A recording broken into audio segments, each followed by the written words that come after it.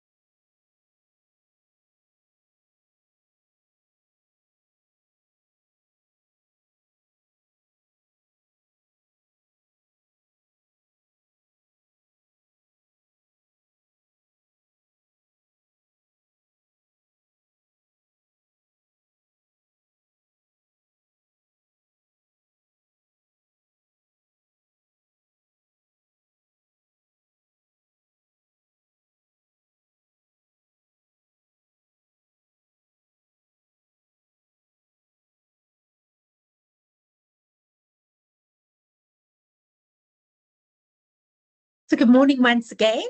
A very warm welcome. We'll be starting our session, our Wisdom Wednesday at 11 o'clock. In the meantime, we would love to get you engaging on Menti polling. If you haven't used Menti before, please check out the Q&A. You'll see a little link, or alternatively, you can use your phones and scan that QR code on your screen. We'll be kicking off the session at 11 o'clock. So just 3 minutes to go. A very warm welcome to all of you. Happy 2020 Thrive.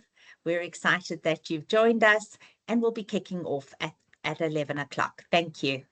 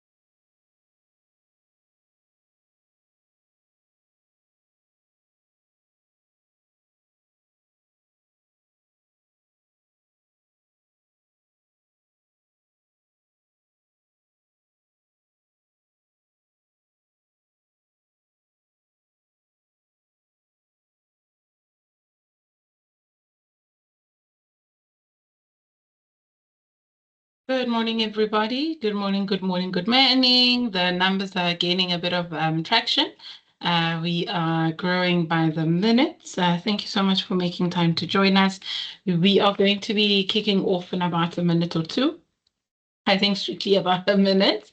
If we're being formal, if you could kindly please be patient with us, just giving our other attendees a minute or so to join. We are scheduled to kick off at the top of the hour, so some people haven't joined us yet. So if you could kindly be patient with us. In the meantime, Val has shared a link in the chat function. It's a link that will help you navigate through to Menti. On Menti, you are going to please kindly share with the rest of us how the year is going so far. How has it started for you? How is it going fairly early in the year? But we do want to just see how the tone was set, in the year. So please share with us on Menti. Menti polling allows you to remain absolutely anonymous. So you can definitely go on there and be explicitly honest. All I will see, all our facilitator will see as well, is just your responses, not necessarily who said what, but we'll just see your responses and your interaction, and that's what we want. So we are at the top of the hour.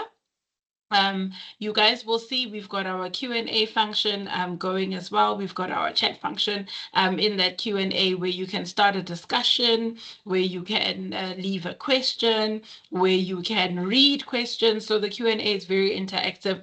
Go on there and you'll be able to find the link first and foremost, but also in addition to that, it's a platform for you to actually go and share what you want to share. You'll notice mics are disabled and your camera may also be disabled. This is just so that we can have a bit of order in terms of how we, go through the session, but we still definitely welcome any kind of interaction on the chat function. So Sophie already saying it's hectic. It's hectic. So what a way to start the year. A little bit hectic, but I hope productivity is good. Sophie, I hope hectic will yield very nice results.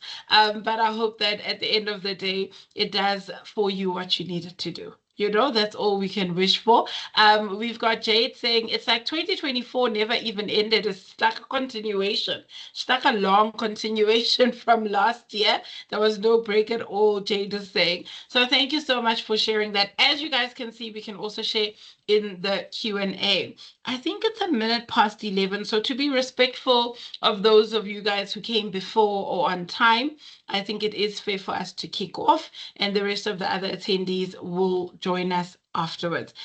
My name is Maria, my surname is Magwaza, and I'll be your host for today, for the session. I will be in the chat function. I will be reminding you of Menti. I will be the one who will be in the Q&A, sort of addressing some of the questions that you want to ask today. Welcome. I have with me today our facilitator, our esteemed speaker. I have Val leaving today, who's going to run the session for us, and she's going to, I hope, set the tone for the rest of 2025. It started in its own way, but we always have, we always have the choice to kind of steer it into a certain direction. So hopefully Val will help us do that today. Good morning, Val. Good morning, Maria, and good morning to everybody who's on the line, our Academy of York students, our potential students, friends of students, colleagues. It's great to have you on the line. And apparently you shouldn't be wishing anybody Happy New Year after the 19th of January, but I'm going to say Happy New Year to all of the attendees on the line. It's great to be with you today. And today's session is all about, is it time to thrive? And so, Maria, thank you for that introduction and that welcome. And as Maria has emphasized, this hour is all about you. The session is being recorded, and we are really going to be chatting a little bit about how can 2025 be a year where you achieve some of your goals, and is it time to thrive? So it's great to be here today, and we're going to be unpacking whether in your personal lives you feel like perhaps you're just simply surviving, or perhaps you're making progress, you're steadily striving. Perhaps like Sophie, she wants to try hard to make this year a really positive year. Or are you totally thriving? And if you're totally thriving, that's great, but there's always room for improvement. There always, life is almost like this journey. or sort of steps that we're always trying to improve ourselves. Perhaps it's about lifelong learning, perhaps it's about growth, perhaps it's about new beginning, perhaps it's about change or navigating change. So we're really excited to be with you today. And we will be also sending you some of the slide deck and the content. And we also welcome all of our viewers who are viewing this on Facebook. So it's great to have you with you and on the line. So as you can see, some of you have said it's been positive. The year's started same old, perhaps you making progress, perhaps it's promising. And at the beginning of every year, I sometimes always tend to think about this sort of New Year's resolutions, and some people love them, some people hate them. Just out of interest, if you love New Year's resolutions, raise your hand. If you're not quite sure on Teams how to do this, you can literally just go to that navigation bar, raise your hand, and tell us whether you love New Year's resolutions. Interestingly enough, thank you, Cindy. You love New Year's resolutions. Kibby's saying, yes, I love it. Judy's saying, yes, they love New Year's resolutions. Interestingly enough, many New Year's resolutions are given up or don't come to pass. And very often we've lost that momentum. And sort of by February, New Year's resolutions are out of the window. But for many of us, we like them. David, thanks for participating. And Sakani, thanks for saying you love New Year's resolutions. That's awesome.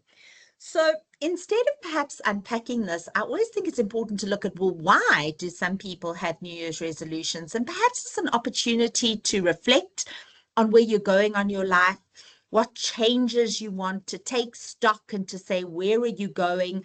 And interestingly enough, learning more is one of the top 10 resolutions. So people focus on physical health, losing weight, eating healthily. They talk about getting financially fit and healthy, but very often learning, reading, self-improvement, growth is one of those resolutions. Getting organized, becoming more efficient is often a resolution. And I'm sort of, instead of thinking about my resolutions, I'm more thinking around what is my word for 2025. And a lot of people have tapped into this 2020 thrive. It's a year to thrive, but thriving means different things to different people, and we're going to be unpacking that. Perhaps your year is hope.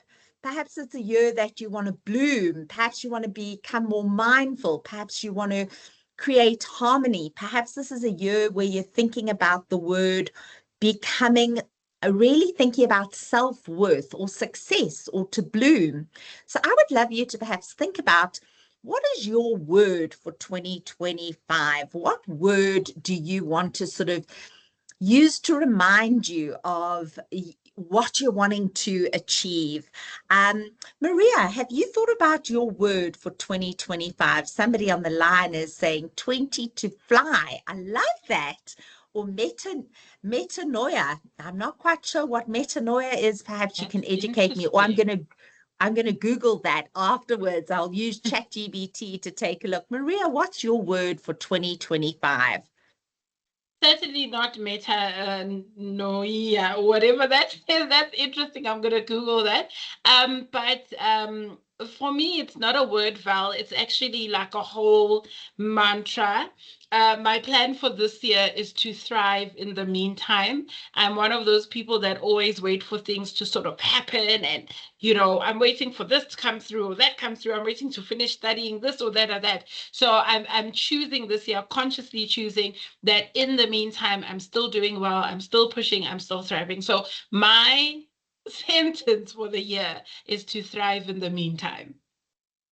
Love that. And you could, I guess, even break it down. Thrive in the me time.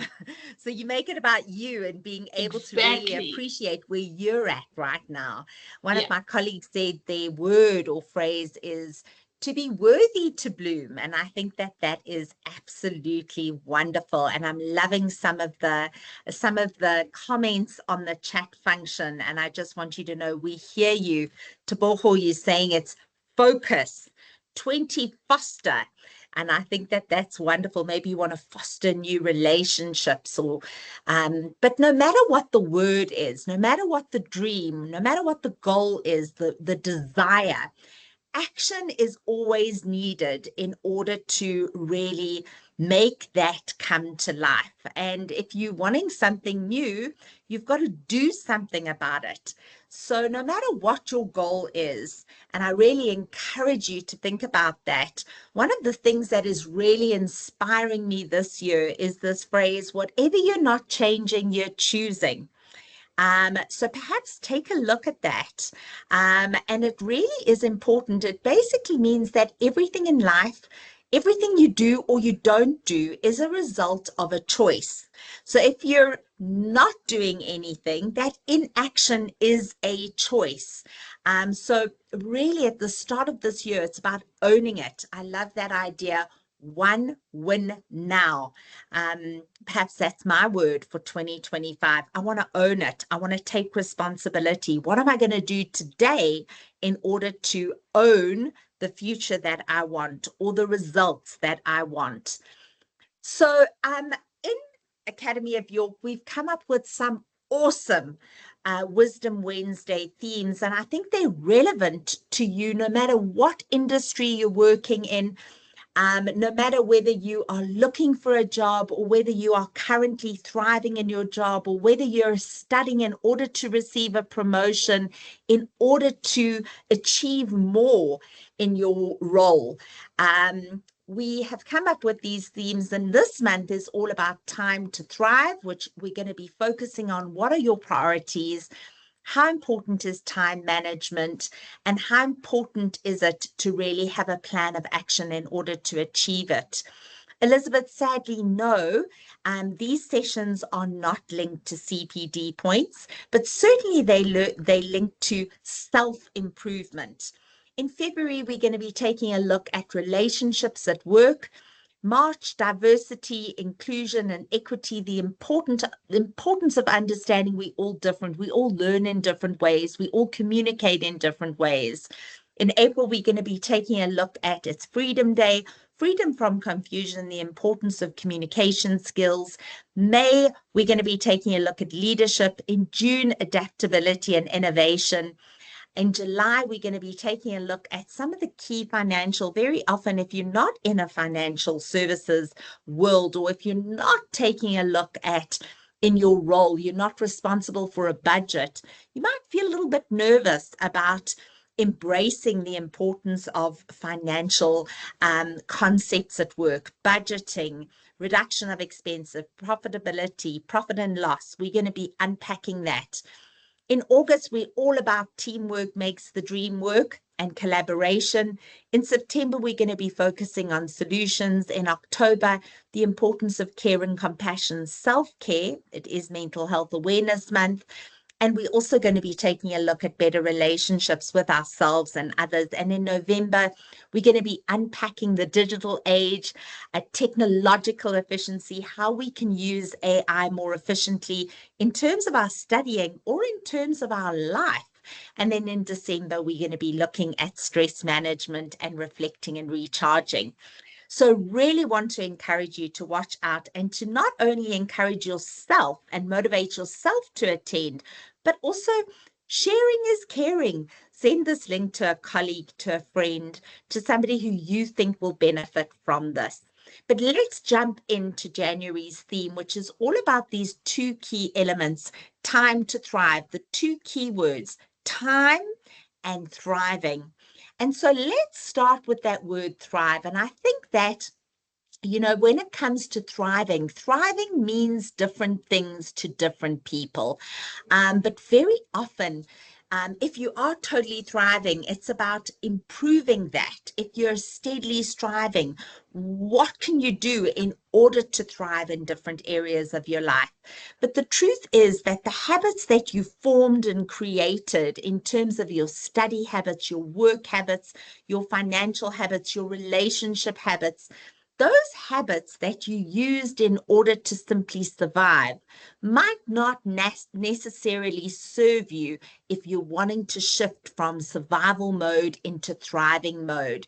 So perhaps become conscious of those sort of areas in your life, your habits in your life. And so I'd love to sort of get you thinking about What does thriving mean to you? And somebody on the chat is saying it means growing and developing. Somebody else is saying it means being happy and balanced.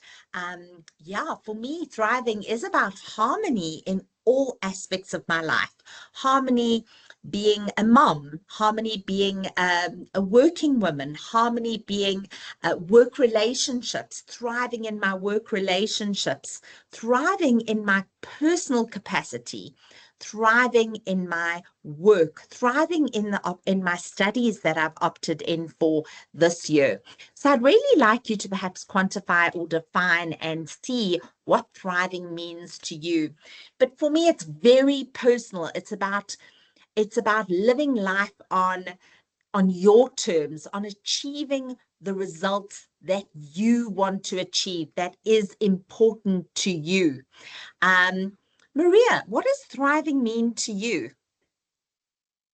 It means giving my best, giving my all, and results. Val, it doesn't necessarily mean I don't face challenges, but it just means knowing that I laid it all on the line and I did my entire best, and also what I get in return, because I'm a firm believer in you do get what you put in as well. So I think thriving is just blooming, blooming and growing and glowing in whatever state or situation you find yourself in, into success. I think that's what it means for me.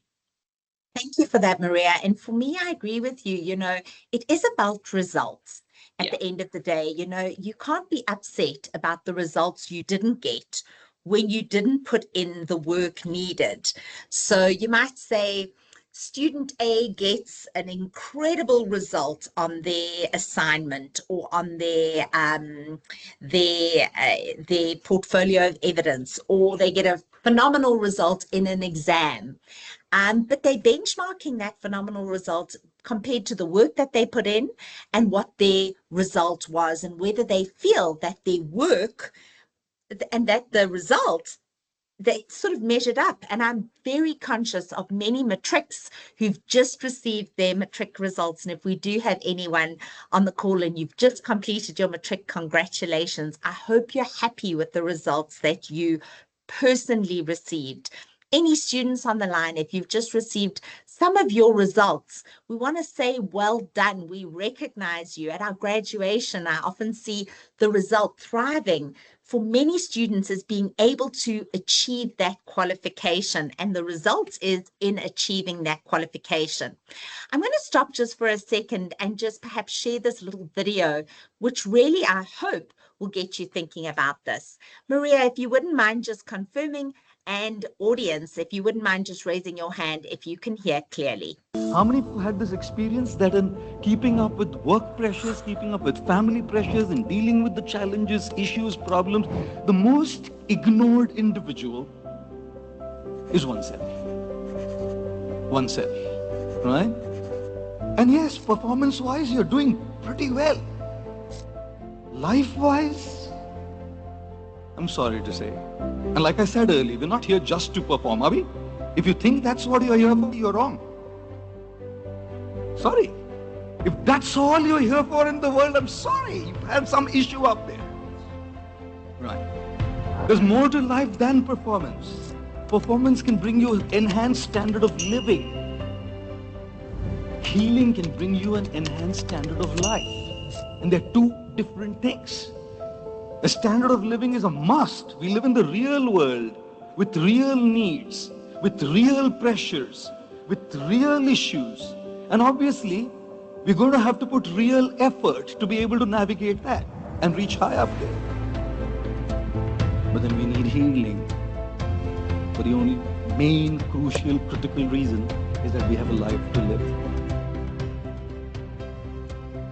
So for those of you who have attended Wisdom Wednesdays before, you'll know Gwar Gopal is one of my favorite motivational speakers, and he certainly puts into perspective that in some areas of our life, we might simply be surviving, but what about the quality of our life? Are we putting effort into all the elements of our life?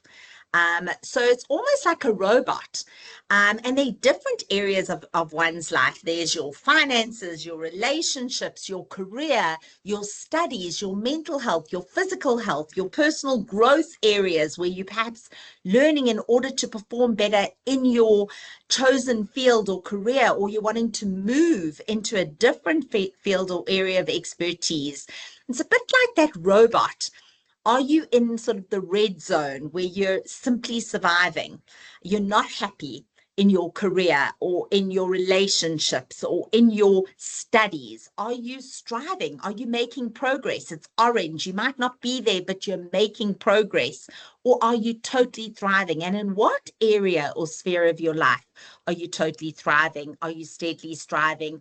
Or are you simply surviving? So it's very much about this sort of holistic look at where you're at. And January offers the perfect opportunity to really take a look at where you're at right now. It's almost like the clearer your picture of your present right now, the faster you can begin to grow in the different areas of your life. So that desire to improve, to move from striving or from surviving to thriving, or from striving to thriving, or perhaps if you were thriving in a certain area, but you've reached a bit of a challenge along the way.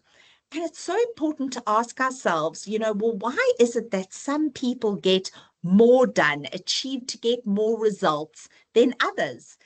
And we almost have to be reminded by that wonderful image of the golden circle. People who are successful inevitably start with why, and then they move to the how and the what.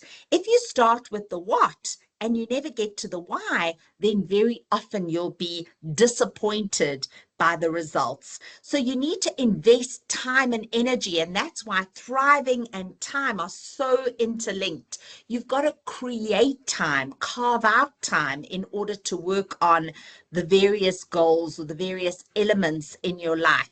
So time is vitally, vitally important. And I guess moving from that word thriving to time management, what are the benefits of time management? And, all successful people, they use and manage their time well. Have you ever heard that saying? If you want something to be done, ask a busy person. And inevitably, even though they're busy, there's a difference between busyness and effectiveness. Busy people, effective people, successful people, they know that they're going to make time for the things that are important. So good time management helps us increase our efficiency. We get things done quicker. It therefore reduces stress. It releases feel-good endorphins. It makes us feel good about ourselves, which then boosts our energy levels and it boosts our happiness levels. It improves our mood, and it also enables us to achieve our goals quicker and faster. So vitally, vitally more. This is really what's in it for you. If you want to thrive this year, if you want to improve this year, you've got to set aside time. You've got to learn how to manage time effectively, because the truth is you cannot manage time. You can only manage yourself. And when you manage yourself, you're able to then become a master of your minutes and start to achieve real time management and real effectiveness in terms of reaching your goals. So what are the barriers or hurdles that prevent us from potentially being super savvy with our time management? And I guess there are three main areas. The first area is perhaps our thoughts, our feelings, fear, or waiting to be inspired. And if you wait to be inspired, or perhaps constantly comparing yourself to others, that really, really, really demotivates you. So you're feeling so demotivated that you simply are not going to invest time then in You're just thinking, I'm just demotivated. I just don't feel motivated to do anything. So therefore you do nothing.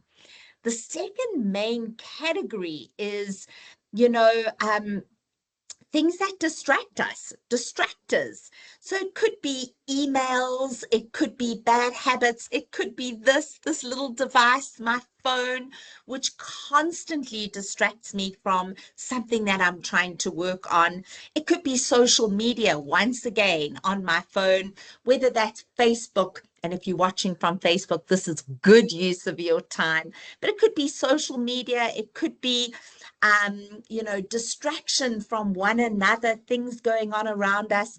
And then the third big area is this issue around procrastination. Sort of, we want this fulfilled life, but yet we seem to be stuck. We're not ready to take that first step. So would you agree, if you do agree, that there are those three main barriers of sort of our thinking being time wasting, distractions, and then procrastination? I'd love for you to give me a thumbs up, send me a reaction, just so that I know you're with me in terms of, once again, that little two-bar. Jeffrey saying yes, Maria saying yes. Let's have some engagement, because remember, you've invested this time, thank you, Lynn, in terms of really being able to say, well, what are my barriers in order to reach the results that I want? For me, from a personal perspective, these are my three areas, but it might not necessarily resonate with you personally. So for me, when it comes to wanting to have time to thrive, it all starts with awareness.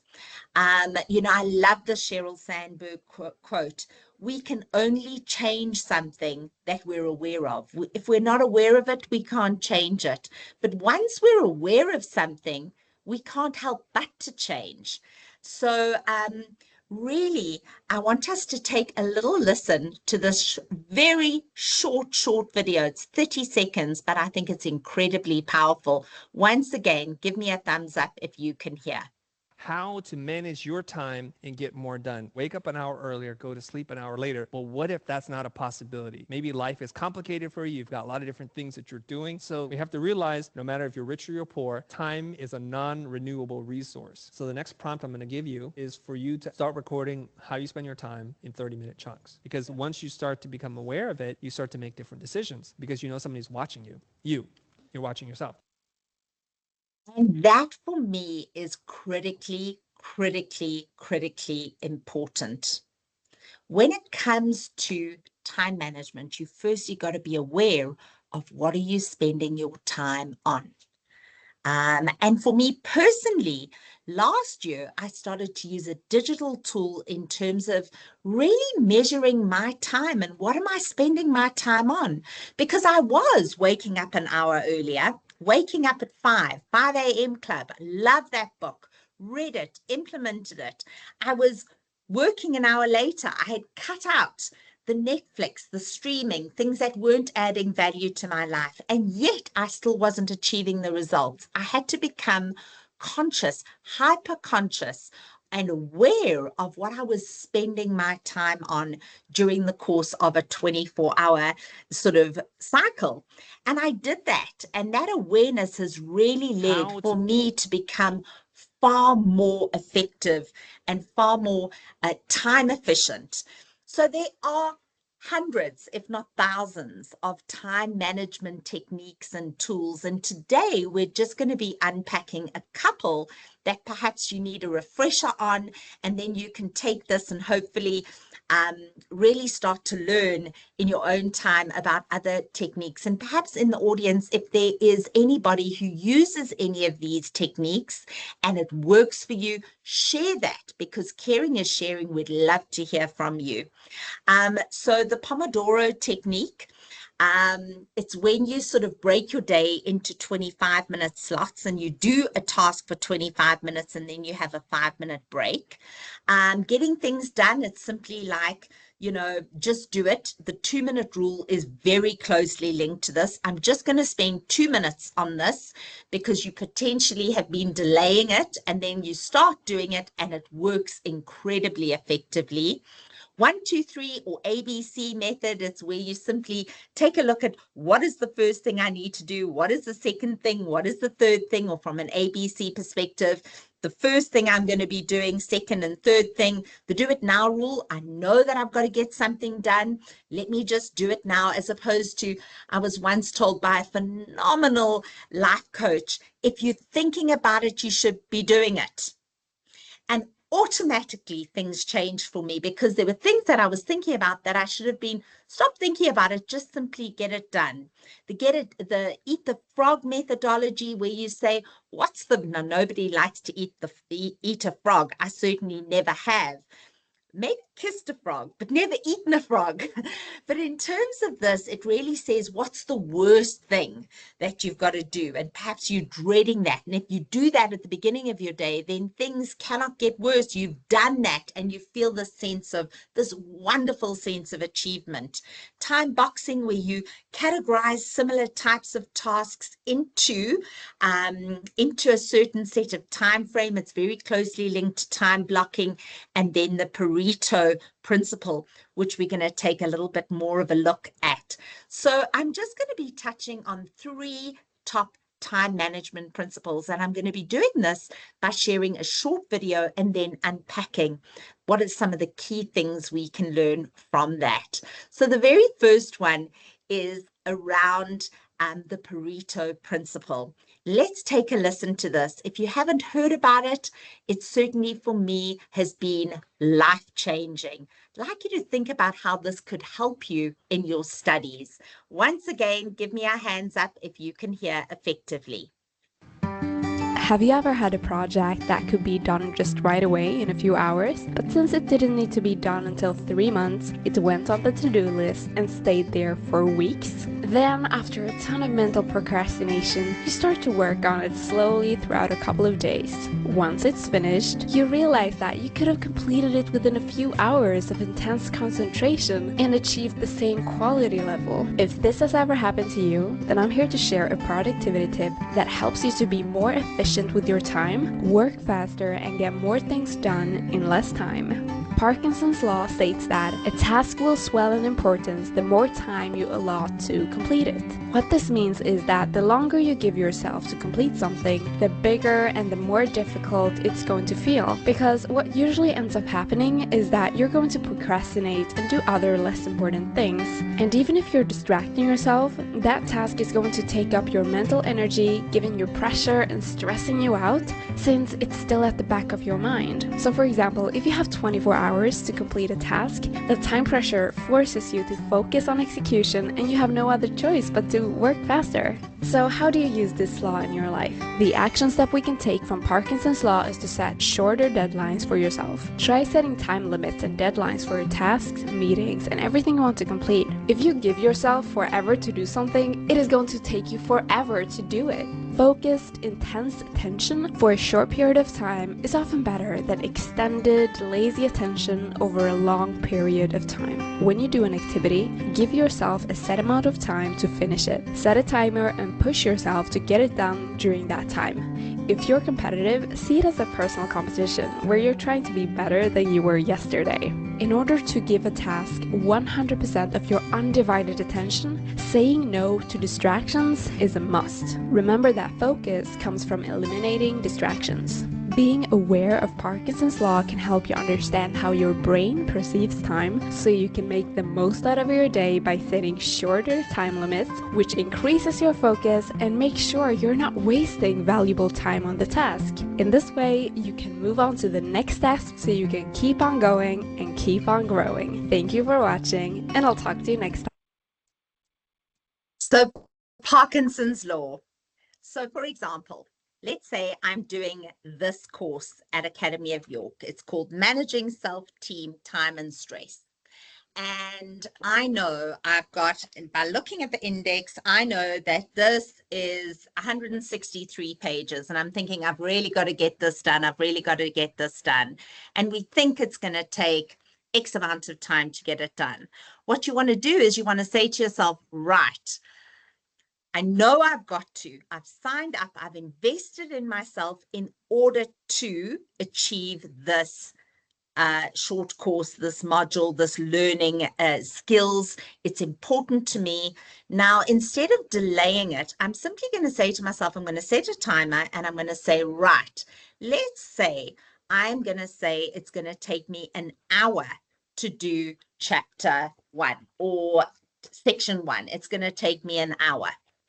And I close off all distractions. I give myself an hour and I break it up into 25 minutes, 5-minute break, 25 minutes using the Pomodoro method, using Parkinson's law. What you might find is that actually within that hour, you achieve more than what you expected to achieve because you aren't delaying it. You're not thinking, I really should get out my workbook and do it. Oh, I haven't done it. I want, it's going to take so much time. So let me rather just watch this YouTube video or check my emails because that's easier. By actually saying, let me rather give myself a shorter amount of time and let's see what I can get done in that time, I potentially can achieve way more. So you give yourself not an unlimited amount of time, 6 months, you're giving yourself a shorter amount of time in order to achieve more. In this hour, what can I achieve? Does that make sense to everybody? If it does, give me a reaction and then we'll move on to the second technique or principle in order to be more effective. Before I do so, Maria, any comments from the team or any questions we need to answer? In the chat Have you ever function, had a project? No. Oh, sorry. I was speaking over the video. In the chat function, no, Val, not as yet. Guys, just a reminder, there's the Q&A and there's the chat function. So far, nothing, Val. Awesome.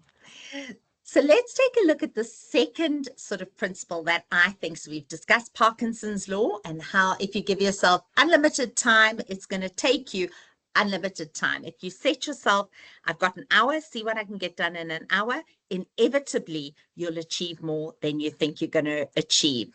The second principle that I think is very, very, very powerful from a time management and personal effectiveness and sort of methodology or principle is the Pareto principle, also known as the 80-20 rule. Let's take a listen to this.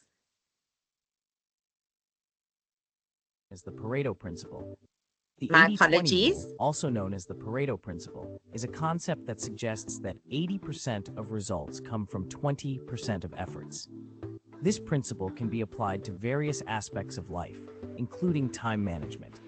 So if we apply the Pareto principle in time management, then it states that 80% of results will come from 20% of your effort.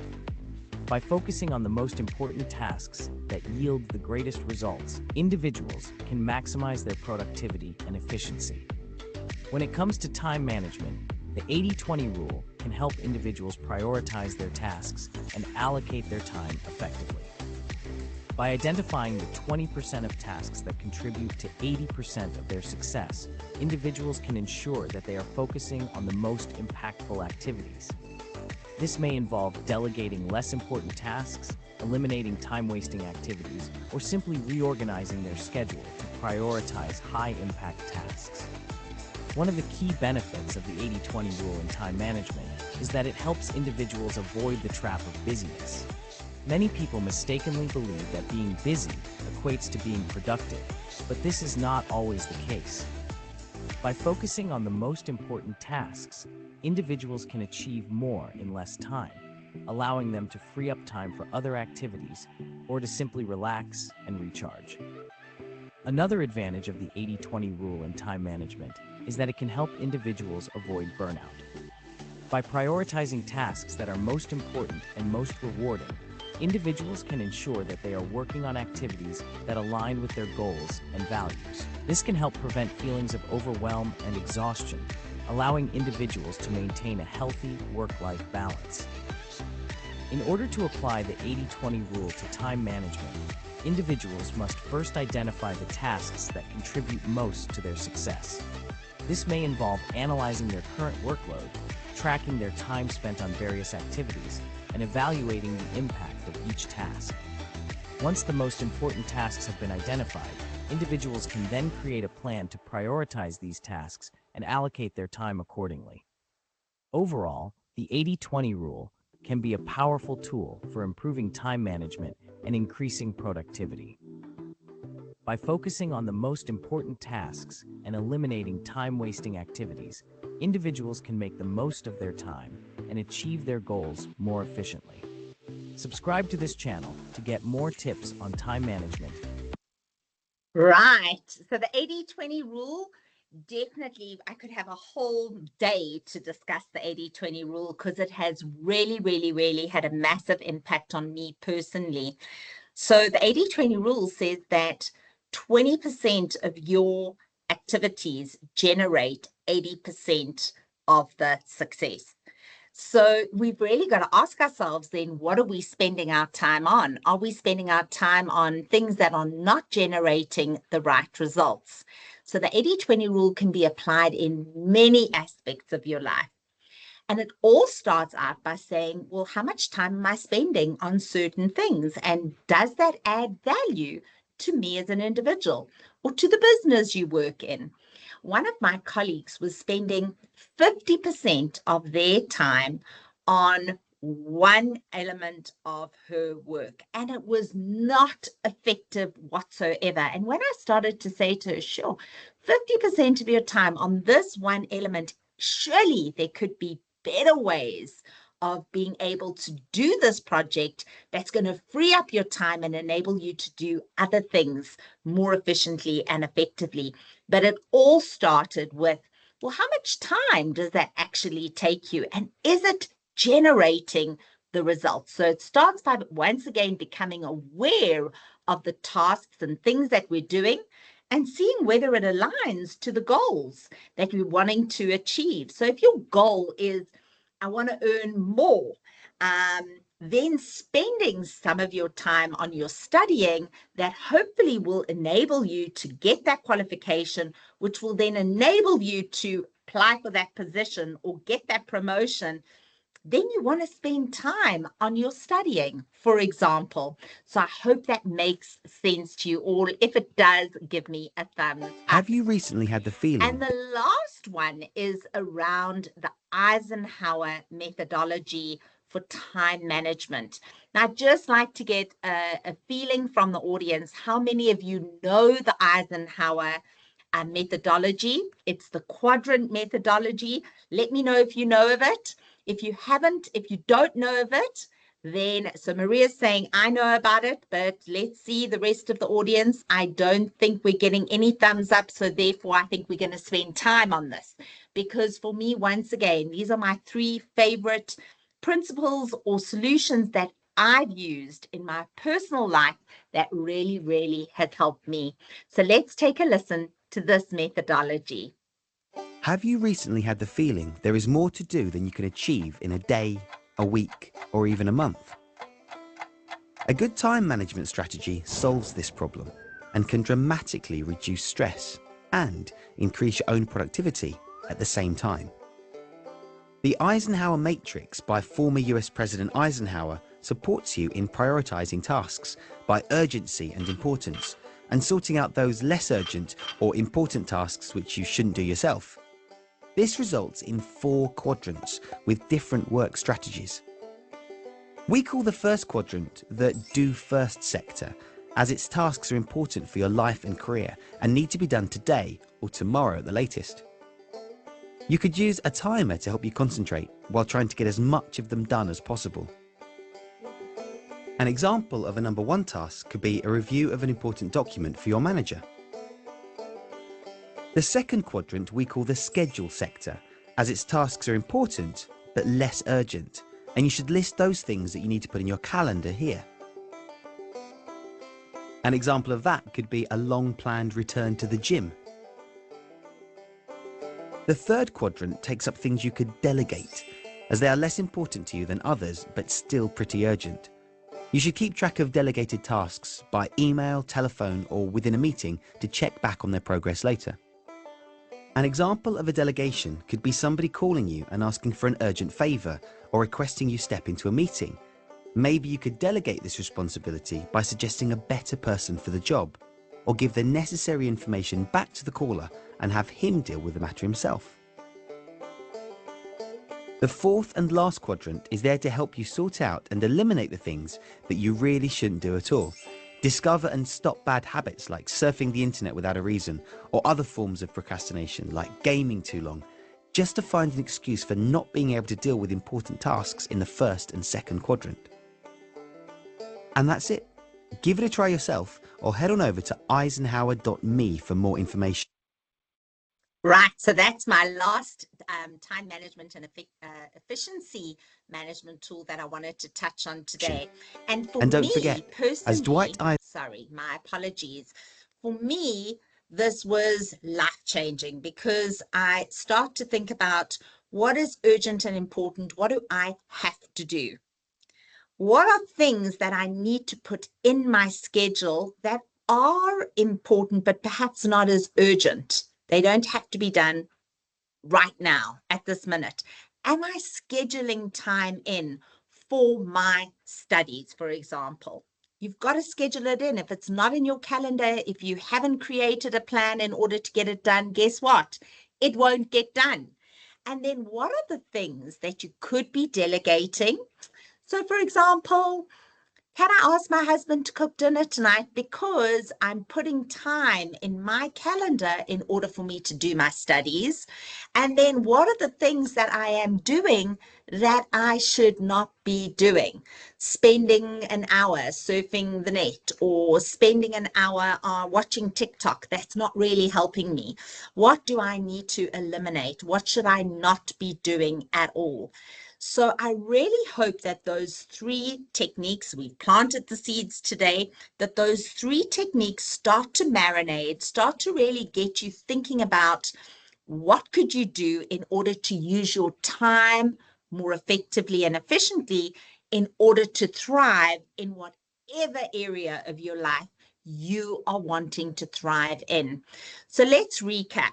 Step one, you need to know what you're spending your time on. You need to track your activities. For me, I did it for a number of months in order to really think about, what am I spending my time on? Let me be honest about it. And if you're not honest about it, you're not going to be able to be aware of what you're spending your time on. Then secondly, plan your day.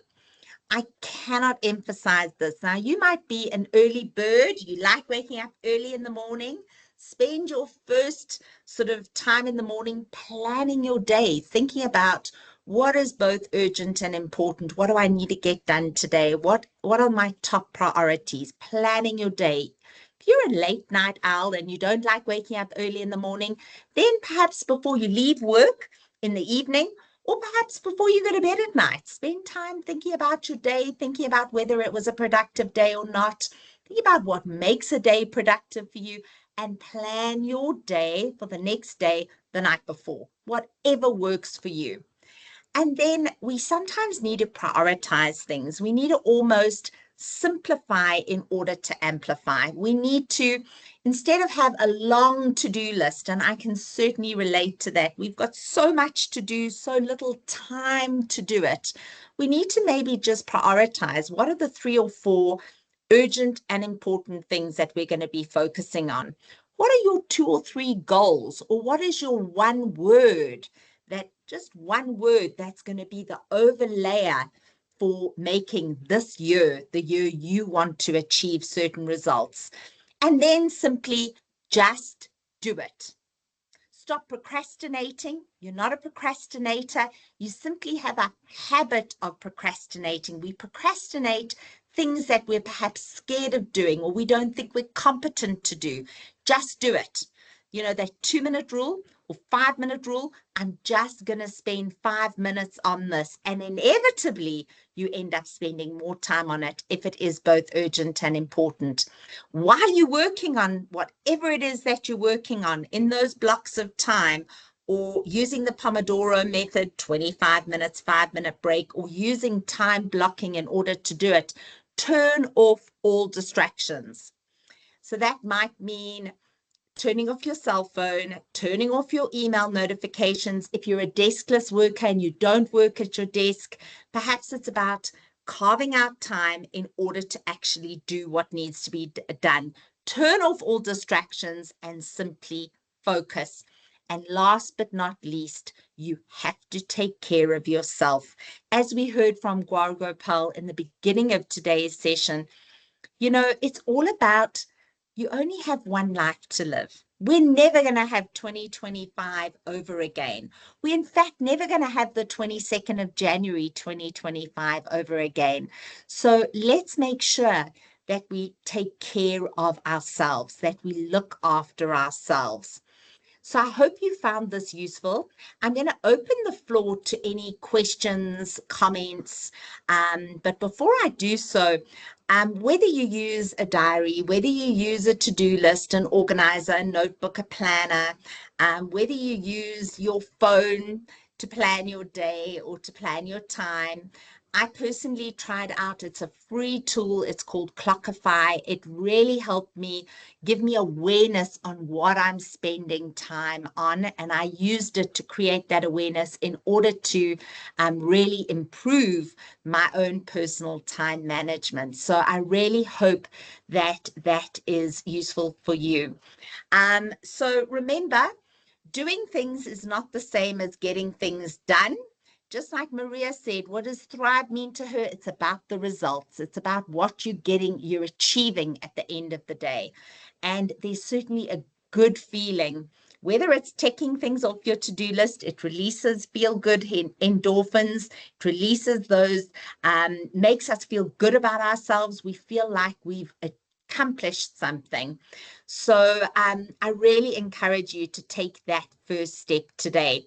So are there any questions from anybody on the line? And perhaps we can ask Ngoni if you wouldn't mind unmuting to allow people to speak up, or alternatively, you can pop your question in the Q&A or in the chat function.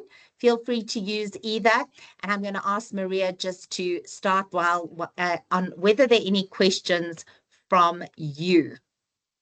Thank you so much, Val. Thank you for the session. I think more than there were questions, there were quite a bit of comments.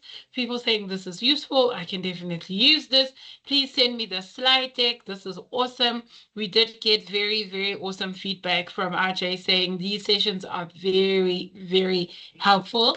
If maybe we can just share the notes and then maybe just tap into like a reconnection of some sort, or visit the conversation mid-year, like in June, and see if we all did what we said we were going to do. I like that accountability that RJ is suggesting, just to say, please, can we just meet up again mid-year and see if everything was done? And just to say, please keep up the good work, and please keep sharing these great topics that you always have on Wisdom Wednesdays. So I think that was a compliment for you, Val, and the team. And really, there weren't any questions, just requests to say, please share the slide deck, but also if you could just kindly redirect everybody to where they can find those videos that you played today. That was the request. Absolutely, no problem at all. And Teboho, I see you have a question on, I'm not used to journaling. I've never used it. How do I start using a journal? So I love journaling, and I start my day every day journaling, and there are different methodologies to journaling.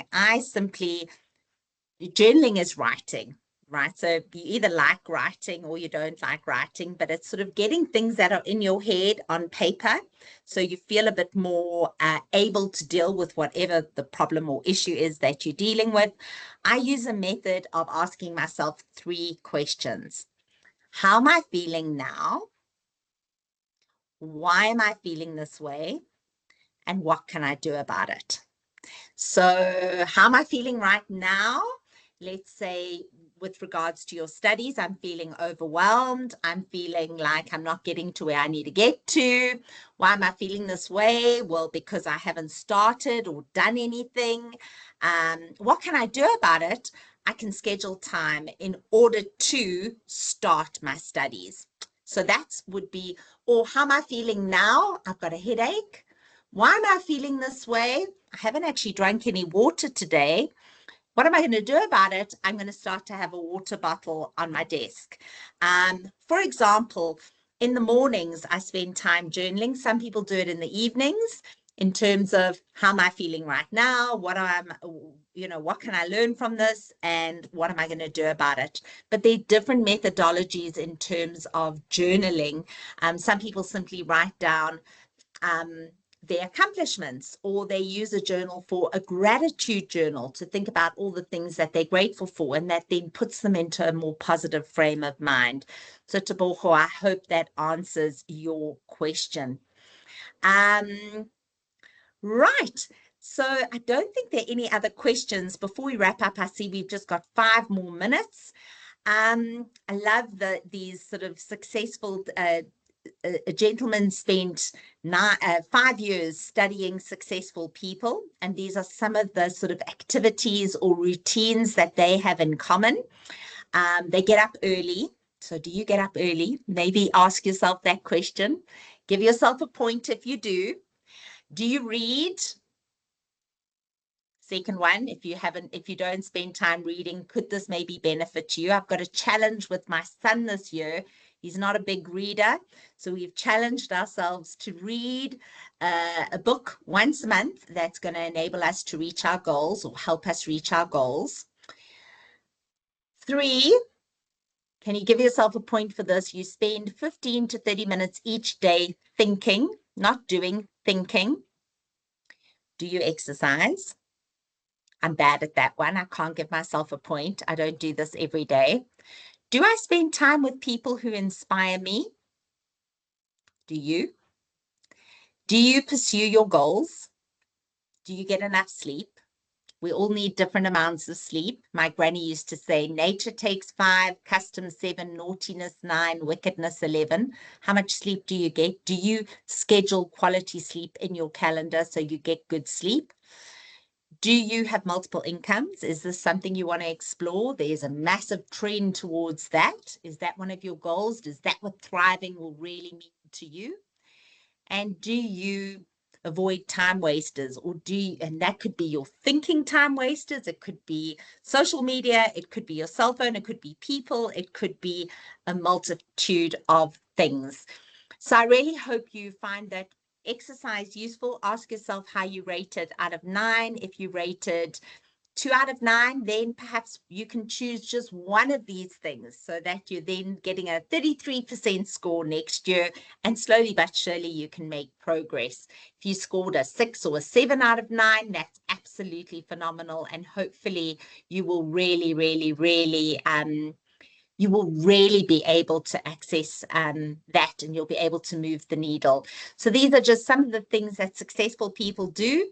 If you want to thrive, inevitably you want to be successful. They read, they compliment, they forgive others, they talk about ideas, they accept responsibility, they have an attitude of gratitude, they set goals and develop life plans. So I want you to know that I think you are successful. By attending today's session, I'm hoping this catapults your success even that much more. May 2025 be a year that you thrive. I think you deserve it. Thank you so much for your time today. I hope you found today's session valuable. And just a reminder that the Academy of York team, fanatical student support, we here to help you be the best you can be in every aspect of your life. Thank you, Val, for the session today. I think it was insightful for many of us. I think, like I said, it helps to kind of reset the tone for the year if it didn't go off nicely or the way you intended it to. But if it did go the way you intended it to, it's nice to get additional support to sort of, work towards your goals. So thank you very, very much for setting up the session and sharing this content with us. We appreciate it.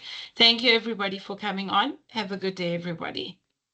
Take care. It's 12 o'clock. Thank you so much for being on today's session. Really hope you found it useful. We will make sure that we close the loop and we send you the slide deck and the recording. Take care and have a wonderful day further. Bye. Bye, everybody. Bye-bye.